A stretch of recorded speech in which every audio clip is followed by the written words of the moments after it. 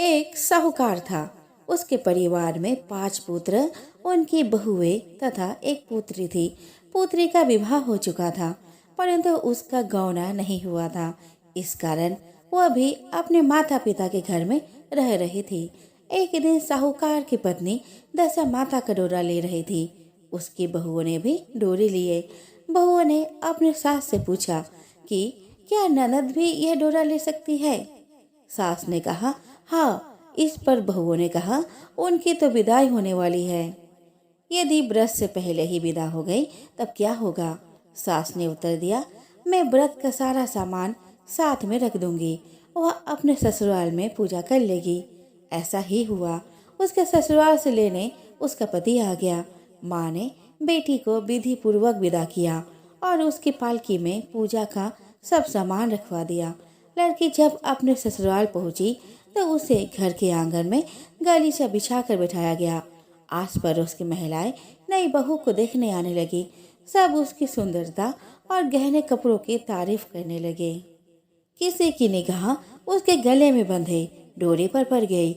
वह बोली बहू की माँ बड़ी टोटके वाली है। सबकी निगाहें उसके बात सुनकर उसके गले में पड़ी डोरी पर पड़ी। सभी स्त्रियां डोरी के बारे में अपनी अपनी राय प्रकट करने लगी। शाम को सास, ननद, देवरानी, जेठानी, घर के सभी स्त्रियां भी उसी डोरे की चर्चा करने लगी। सब डोरे की निंदा कर रही थी। सुबह से शाम तक डोरे के बारे में सुनते सुनते बहू का दिमाग खराब हो गया। उसने डोरे को गले से उतारकर जलती हुई आग में डाल दिया। डोरे के जलते ही सारे घर में आग लग गई। घर में रखा सब धन धान जल गया। सब आदमी अपने प्राण बचाकर घर से भागे।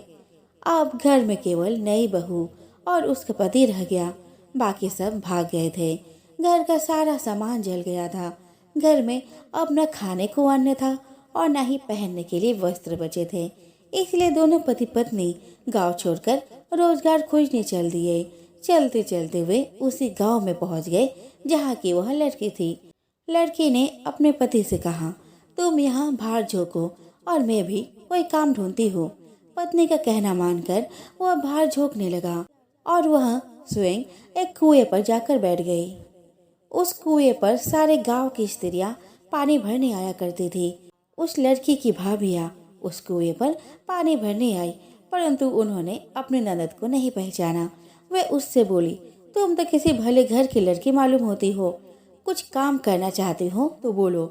लड़की बोली काम तो करूंगी, परंतु कोई नीच काम नहीं करूंगी।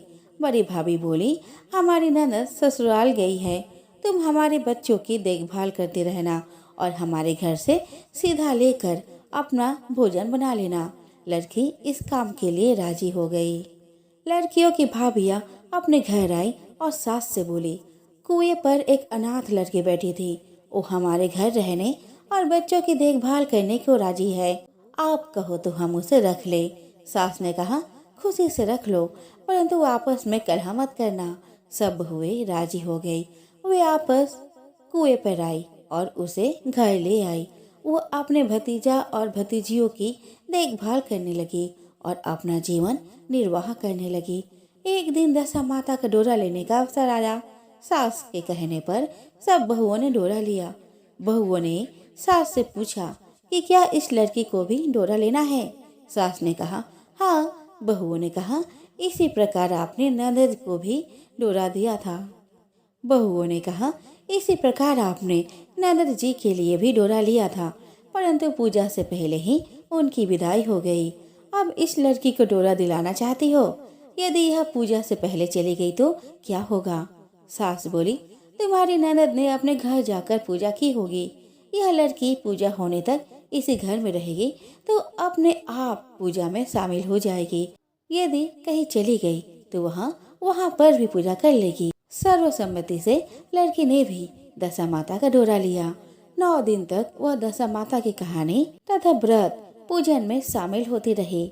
10वें दिन लड़की की माता व बहुओं ने सर धोकर स्नान किया और घर में चौका लगाया तथा पूजन की तैयारी करने लगे। लड़की बहुओं से बोली यदि कोई पुराना कपड़ा मिल जाए तो मैं भी स्नान कर लूं। बहुओं ने अपनी सास से पूछकर अपनी ननद की साड़ी उस लड़की को दे दी और अपनी पुरानी साड़ी लेकर वह स्नान करने गई।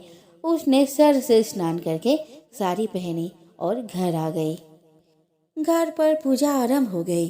वो जैसे ही पूजा के पास आकर बैठी तो बहू ने कहा, ये तो हमारी ननद जैसी लग रही है। इस पर सास ने नाराज होकर कहा, तुम्हारे मन में जो आता है बोलती रहती हो।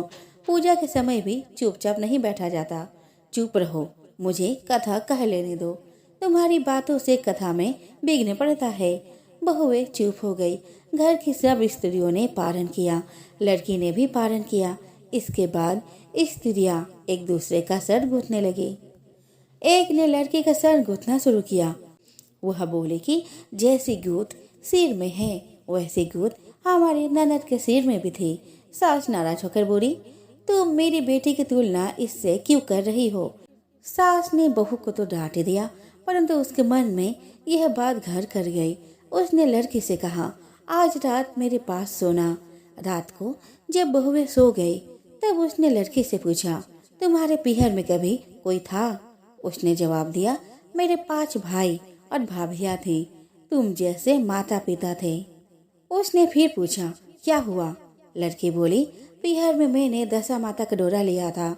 उसके पूजन से पहले ही ससुराल के लिए विदा हो गई। ससुराल में पहुंचकर मेरे गले में पड़ी डोरी को देखकर वहां की स्त्रियां हंसी उड़ाने लगी। तब मैंने उस डोरी को आग में डाल दिया। उस डोरे के साथ सारा घर जलकर भस्म हो गया। सब लोग भाग गए।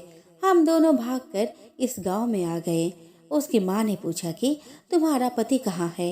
लड़की ने कहा, वह भर भूजे के यहाँ भार झुकता है। दशा माता के प्रकोप से हमारी ये हालत हो गई है। वह समझ गई कि यह लड़की कोई और नहीं उसकी बेटी ही है। तब उसने अपने 5 बेटों को बुलाकर कहा कि यह तुम्हारी छोटी बहन है। सवेरा होते ही माता के कहने पर 5 भाई भर भूजे के यहाँ से अपने बहनोई को लेकर आए। उन्होंने उसका स्नान कराया और उत्तम वस्त्र पहनने को दिए। कपड़े पहनकर वह सुंदर साहूकार दिखाई देने लगा। वह कुछ दिन ससुराल रहकर अपना घर चला गया। घर पहुंचकर उसने देखा कि सब लोग पहले की तरह सुखपूर्वक रह रहे हैं। इसके बाद वह अपने ससुराल आया और अपने पत्नी को विदा करके घर ले गया। वह अपनी दशा पर विचार करते हुए जा रही थी। मार्ग में एक नदी पड़ी। उस नदी में स्नान करके अप्सराएं दशा माता का डोरा ले रही थी। उनके पास एक डोरा बच गया था। वह अप्सराएं बोली, यदि इस डोली में कोई उच्च वर्ग की स्त्री हो तो उसे ये डोरा दे दे। उन्होंने डोली के पास जाकर पता किया और वह डोरा उस लड़की को दे दिया। जब लड़की अपने ससुराल पहुंची तो सास थाल सजाई, ननद कलश लिए और देवरानी जेठानी अन्य मांगलिक वस्तुएं लिए उसका स्वागत करने के लिए खड़ी थी। नेक दस्तूर हो जाने के बाद लड़की को आसन पर बैठाया गया। आसन पर बैठने के बाद लड़की ने कहा, आप लोगों ने पहली बार दशा माता के डोरे के लिए अब शब्द कहे थे, जिसका फल यह हुआ कि घर के सब लोग बिछुड़ गए तथा घर का धन धान्य जलकर स्वाहा हो गया। बड़ी मुसीबतें उठाने के बाद अब अच्छे दिन आए हैं। आप में से कोई भी अब मेरे दशा माता के डोरे की निंदा नहीं करेगा। जब मेरा व्रत हो तब सब श्रद्धा पूर्वक पूजा करें। सब ने खुशी खुशी उसकी बात मान ली। 9 दिन तक व्रत चलता रहा। 10वें दिन विधि पूर्वक डोरे की पूजा की गई। 7 सुहागिन को न्योता दिया गया। उनका श्रृंगार करके आचर भरा गया। इस प्रकार दशा माता को पूजन समाप्त हुआ। जिस प्रकार दशा माता ने उस लड़की के दिन फेरे, वैसे ही वह सब पर दया करे।